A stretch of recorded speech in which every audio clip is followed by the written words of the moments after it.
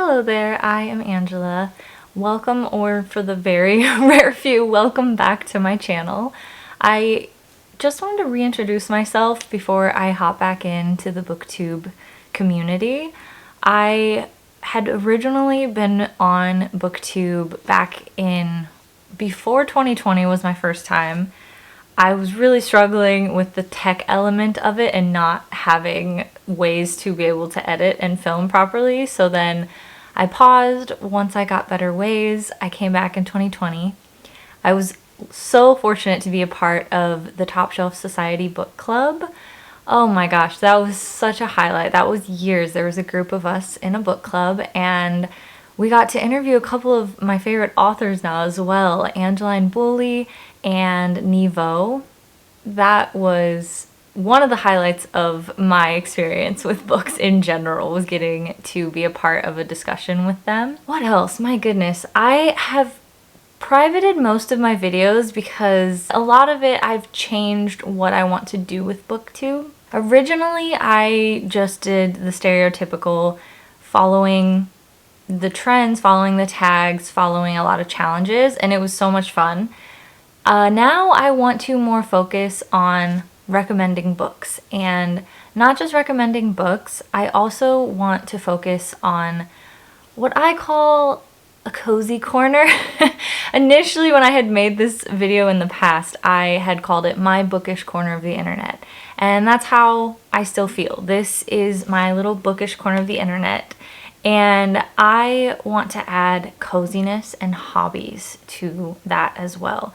It is still going to be a book and reading focused channel completely. However, with the way our country is, the world is, there is so much stress, understandably, fear, understandably. And I know that there are a couple of places that I go to for what feels like a palate cleanser, like a breath, where you can kind of resettle into yourself and focus more on slower living, mindful living. There is such a need to consume. And it can be very overwhelming for a lot of people and also unsatisfying. There never seems to be an end to those things and those feelings. I really think that I'm seeing a shift with a lot of people wanting to find contentment and to reject the idea that we always need to be getting more, that we're imperfect, that if we just get this next thing, then that'll get us to be more like what we want, or any number of reasonings behind it. I really want to find a little corner of the internet and create a little corner of the internet with others, with you, where the focus is on slower living, finding comfort in what we have and in what we create. And that is any hobby under the sun that you might want, along with books and reading. A lot of hobbies, you can listen to audiobooks while you do it, and that's what I love to do, so I'm going to include that. And for me, the ultimate comfort, the ultimate coziness, the ultimate challenging your thinking, the ultimate empathy creation are books. And books, for me, like most of us, are one of the things we hold the most dear. Books and libraries are some of my all-time favorite human creations, and I'm so thankful that they exist, and I'm going to fight to continue to have books not be banned and to have libraries be the cornerstone of our community. And that's what I want to create here, is an online space where hopefully we can find joy in what we already have and in what others create and what we create. I love the quote that joy is an act of resistance. I have seen that joy and hope are the first things to get smashed out by people who want their way of the world and their agenda. And it is so hard to keep it. It is nearly impossible to keep joy and hope. It also feels like sort of a moral failing to keep it because there's so many horrors in the world that you don't feel like you're being empathetic if you have any joy or hope. The only way I can find to balance that is action and joy, both. Like having the heartbreak and devastation and righteous anger, real anger that leads us to action to help, and continuing to not let them break you, because if they do, you have no ability to do this. You don't have the ability to put in the action. And I'm not the first person to say this. So many people are saying this. So many more great activists and revolutionaries than me. I'm just repeating their wonderful work and wise words. All that being said, I have the big goal this year, as I always do, is to read the books on my shelf that I own that I haven't read yet. A lot of people are having this, and this is what I mean about this idea that a lot of us are shifting towards enjoying what we have and not needing more. Now, buying more books is never a bad thing, so I'm not encouraging people to not buy more books. I'm just noticing a trend that a lot of us are like, I bought these books, they're on my shelves, I'm so excited for them, I want to read them. And here we are.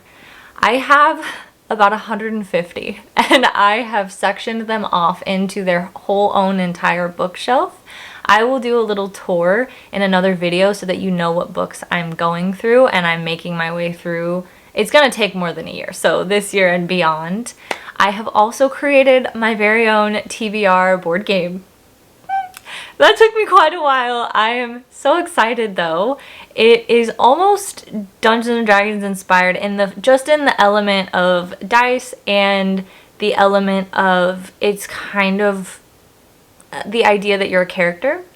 And it is a replica board game of not replica. That's putting it very generously. I created a little board game where the idea is it is a cafe and bookshop. The things that I love the most in life.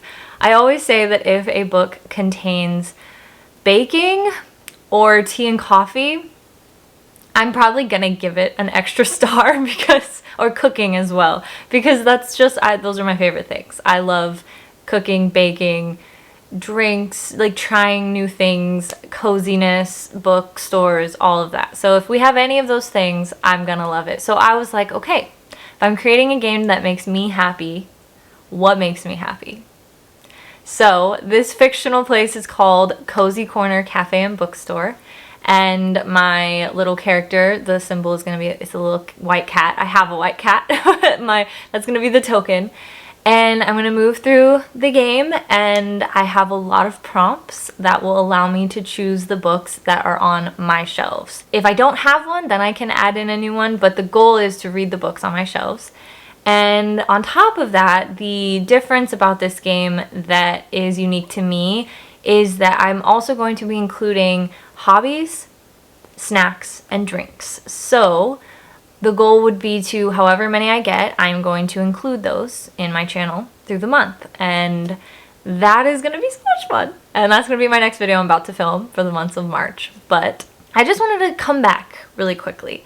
I wanted this video to reintroduce myself, or introduce myself if you're new here. Again, hello. I'm so happy that you're here and stopping by. And the next part that I wanted to add in this video is because I didn't want to just, I've done this before, I didn't want to just come back with a video and say like, okay, I'm coming back, this is what I want for my channel. I want action. I want to do the things that I'm saying that I'm going to do and not continue to let things keep me from that. So in this video, welcoming my channel back, however you want to say that, coming back, I wanted to introduce myself as a reader a little more, and maybe that will help you see if our tastes align. Maybe that will give you, hopefully, a lot of good book recommendations. That's what we're all here for, is book recommendations.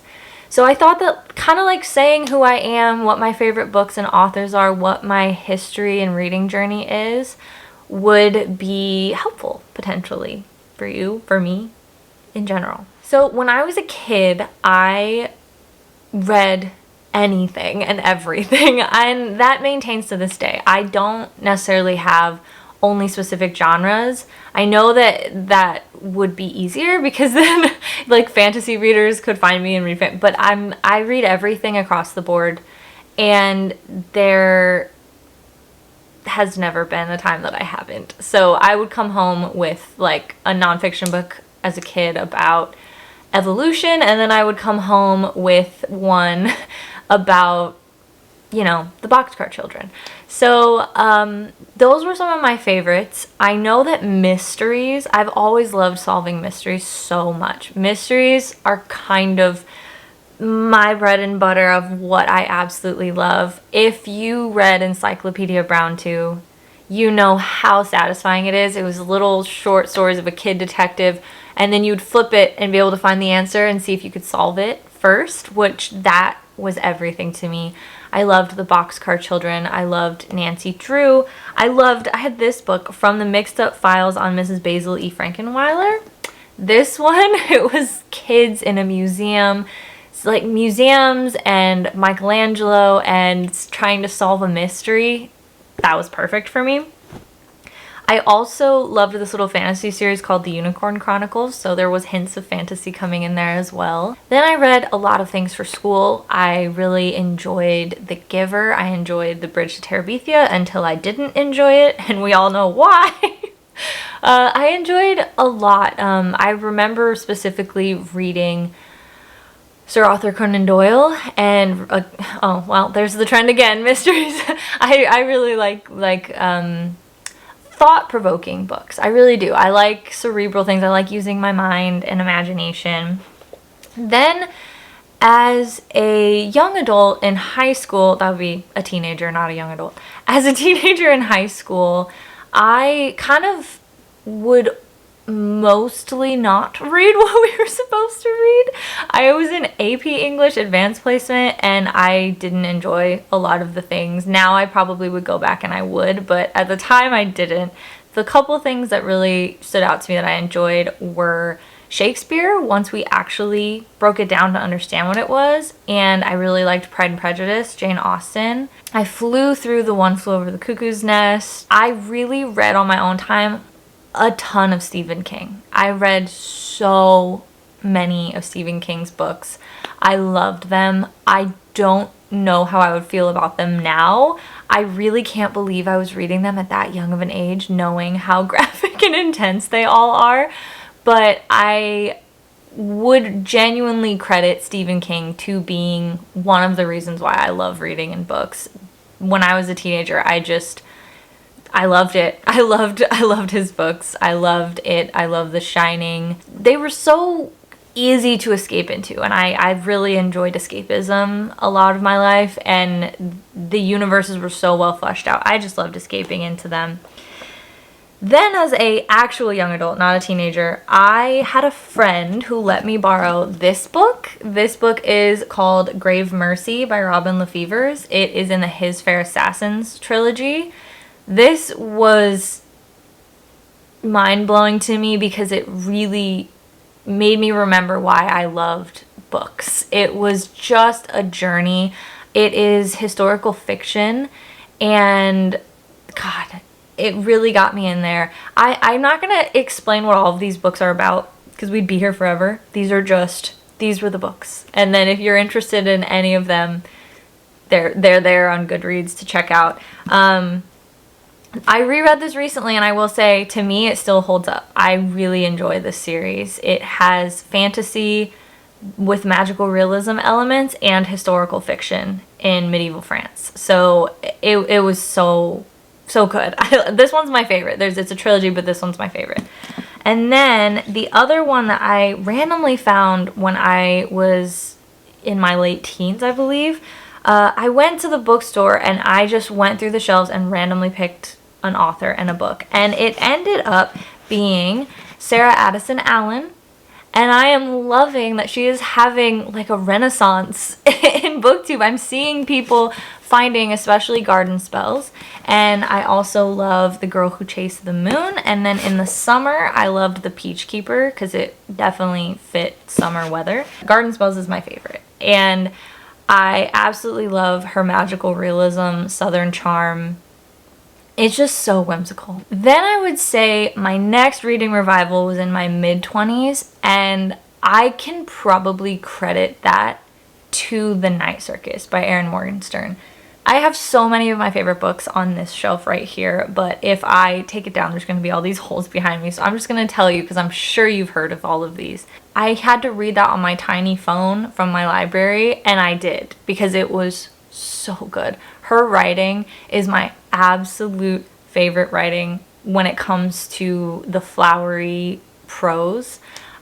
I cannot say how much I love Erin Morgenstern, and it just breaks my heart that she's only written 2 books, but I got to meet her and she signed my books, and I was able to ask her a question, and I'll share with you because you might want to know too. The question I asked was if we were ever going to anywhere in her future books touch back on any of these worlds, like the Night Circus or anything like that, because in A Starless Sea there is a character that it seems like was a character in the Night Circus, so I'm like, that's interesting.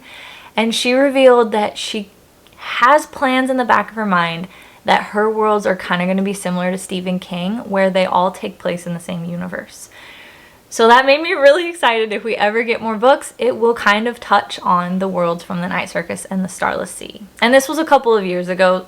Oh my gosh, no, at this point this is over 5 years ago, so she may have changed her mind, but I don't think so, because the fact that a Night Circus character was in a Starless Sea lends truth to that, so that made me really excited. The other book that I absolutely, still to this day, remains maybe my favorite, one of my favorites. It impacted me emotionally very heavily. It was very helpful in learning more about who I am, and I just have to say that this book is everything. The Seven Husbands of Evelyn Hugo by Taylor Jenkins Reid. I know that it's not without criticisms. I know a lot of valid criticisms have been brought up since the publishing of this book, and that is fair. The emotional attachment that I have to this, the way that this book helped me understand myself better, it is always one that makes me sob upon reread. And audiobook was great too. The audiobook as well makes me sob. This one, huge for me. The other book that I love that really made me find a good place in the fantasy genre that I loved was The Bear and the Nightingale series by Catherine Arden.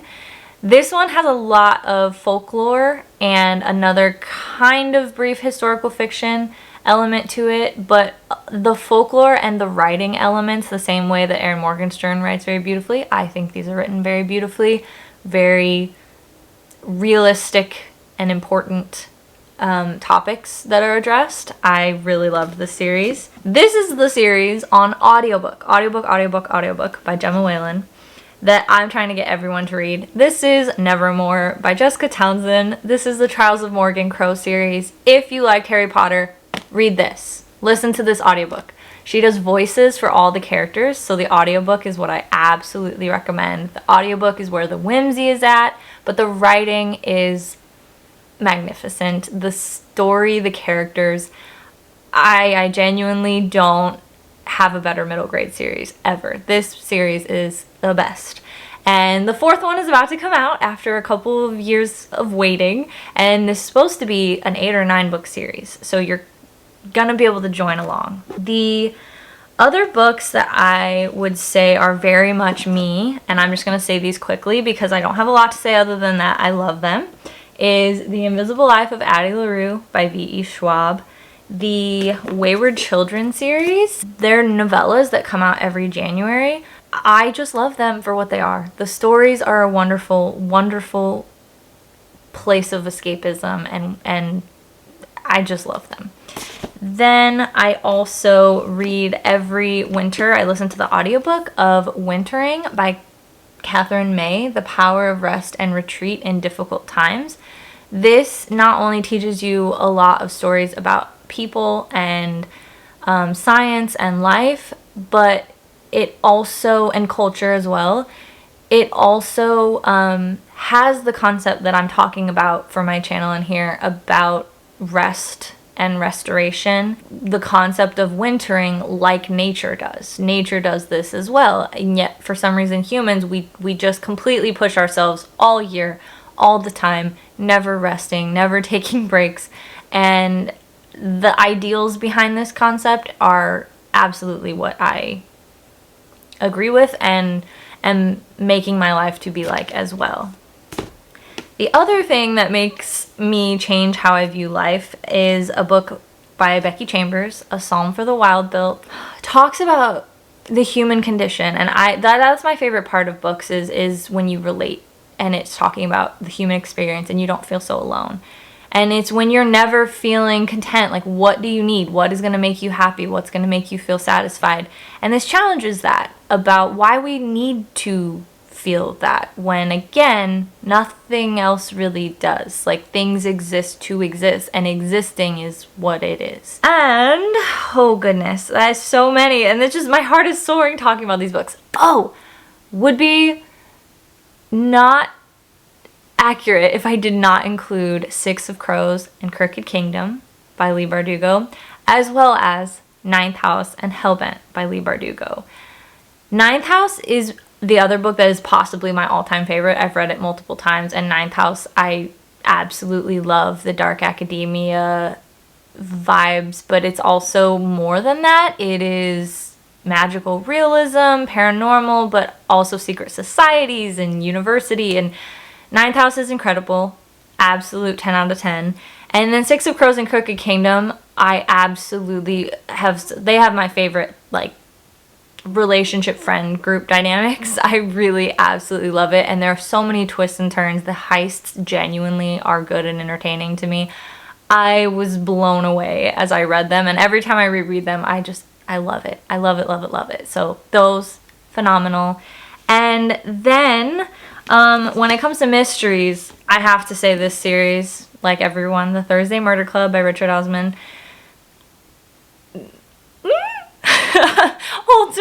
Ultimate comfort. I adore these characters. I adore this setting.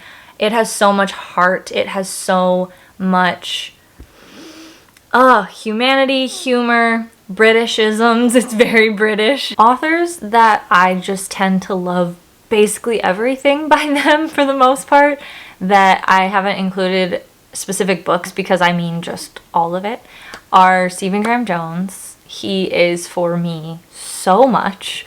And T. Kingfisher, also love, love, love. So there's so many incredible books and authors out there. I know I haven't recommended any books today because I haven't pitched them to you and tried to convince you why you should pick them up. But I find oftentimes if I just see a book that I've seen a lot and another person whose tastes I align with or who I trust adds another recommendation on top of it, it'll really push me to give it a try. But don't worry, if you do want more recommendations that are explicit, me explaining why it's such a good book and why you should read it, that is coming. I really believe that not every book is for everyone, but every book is for someone. And that is what I really am going to focus on, is if it's not my cup of tea, whose might it be? If I didn't love certain things about it, it doesn't matter because that meant it wasn't for me, and I want to try to find the audience for the book. I can't wait to go through my bookshelves and read what I have. I can't wait to take you along. I can't wait to play my game with you. All that being said, I look forward to talking a lot more about books with you. I look forward to hopefully finding some comfort and coziness in this little corner of the internet. And I hope that your life is filled with good books and good people. Take care.